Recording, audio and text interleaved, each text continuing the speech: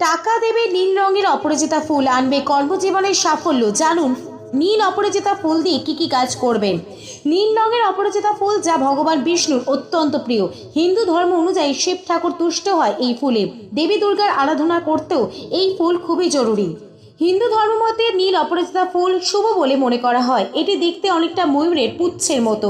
কৃষ্ণ থেকে শিব অনেক দেবতাই এই ফুল পছন্দ করেন। আর চণ্ডী পুরাণ অনুযায়ী দেবীর আরাধনায় অপরাজিতা ফুল জরুরি। জ্যোতিষ মতে কর্মজীবনে বাধা দূর করতে ও আর্থিক উন্নতি লাভের জন্য অপরাজিতা ফুল খুবই কার্যকারী। সোমবারে শিব পূজার সময় শিব বাবাকে অবশ্যই অপরাজিতা ফুল অর্পণ করুন।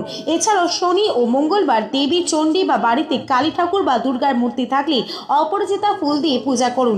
বৃহস্পতিবার ও রবিবার বিষ্ণুদেবকে অপরাজিতা ফুল দিয়ে পূজা করুন। তাহলেই জীবনের সমস্ত বাধা কেটে যাবে, আর্থিক উন্নতি আসবে জীবনে। ভিডিওটি ভালো লাগলে অবশ্যই চ্যানেলটিকে